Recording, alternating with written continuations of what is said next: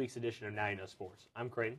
And I'm Mike Manolini. And seeing as it's the Halloween edition of Now You Know, we're going to go ahead and give out our trick and treats of the NFL and the NBA, upcoming NBA season, current NFL season, talking about specific players that we think are either a trick for their new team, current team, or a treat, unexpected, something sweeter than you would have thought.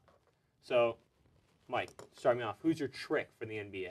For the NBA this year, I definitely think the trick is going to be Gilbert Arenas over in Washington. And how come? Well, because they drafted John Wall #1. They've got to institute him as the point guard. He's definitely the best rookie coming in this year. Arenas has had his issues, the gun issue the year before, the injuries with his knee. He may be healthy. He may be one of the best players around, but I really think John Wall is going to take over. I think he's going to take the position from him. I think maybe halfway through the season, I think Gilbert's going to want to trade at some point. I don't think he's going to stay with the Wizards either. And absolutely, because they traded for Kirk Heinrich this offseason. They have 3 point guards and only one spot to play him.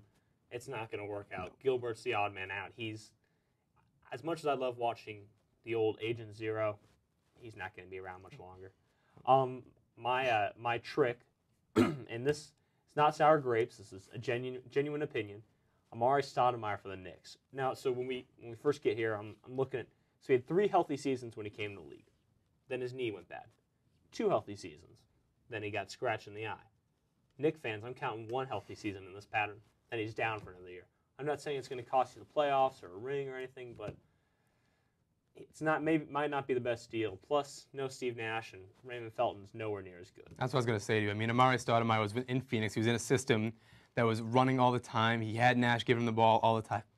This year, the Knicks are not nearly as strong of a team. He's going to be the focal point. He's got the huge contract to be the superstar, and I don't even know if he's going to be able to hold up to the status they're trying to give him.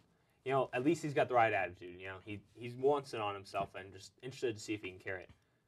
But tell me, who's your treat this year? We've got all this negativity going. Well, I actually get a couple of treats this year, both young players. The first one is Blake Griffin, #1 overall pick last year, out for the whole year with an injury. Yes, it's tough picking a Clipper, but he's definitely one of the most athletic players in the entire NBA. He's going to score, he's going to rebound. Field goal percentage might be low, but if he continues taking it to the rim all the time, that could go right up. I feel like as long as he can stay healthy, I feel like Blake Griffin is going to be one of the top players in the NBA. Well, they have a good young rotation. They got Chris Kaman, Eric Gordon, Blake Griffin. Those are three solid players. And if Baron Davis decides that he's interested in playing, that's a good team right there. Only problem is he's not interested in playing. He's good, but not getting the shots. He's hurt, and who knows what Kaman's problem is. That's true. I mean, it's tough to say the Clippers might be good, but if all those players stay together, it's very possible. Well, one of the more talented teams in the NBA. I have to agree with you. So, who is your treat for this NBA season? Everything we heard this offseason was the Heat. The Heat had the best class of the free agent signing. I honestly think the Bulls had a great offseason. So right now, they added Carlos Boozer, added Cal Korver, got rid of Kirk Heinrich. That's a very good team. I mean, you got Derrick Rose, who's going to be a superstar after this season. You have Joakim Noah, who's probably the best defensive center in the NBA right now. And Cal Korver's lights-out shooting, which is what you need when you have guys like Derrick Rose driving to the basket all the time. It's going to be a good team. I was going to say, Kyle Korver is going to be a good pickup for the Bulls, considering Rose is going to be one of the elite point guards, but he can't put in the three-pointer yet. He needs someone out by the three-point line. So he's going to be crashing the lanes and, need to kick it out. All right, I'm going to transition, go to the NFL. So we're about midway through the season. Who's your trick so far this year? Well, being a Patriots fan, I got to pick on a Jet. Well, absolutely. Darrelle Revis is the biggest trick of this whole season. Well, he spent his all year looking for that contract this offseason. Finally gets the contract. What is it, 2 games in the season, blows out his hamstring. He's on and off a little bit. He's also sore. Gives up play of the year, the catch of the year to Randy Moss. Right, after calling him a slouch for the whole year. So, Darrelle, I don't think he's going to be fully healthy this entire year. I think he's always going to be a step behind. It looks like Cromartie is taking over as a shutdown corner on their team. And you know what, Revis, I clearly don't think he deserves that contract whatsoever. Well, another guy who I don't think is living up to his contract is Albert Hainsworth.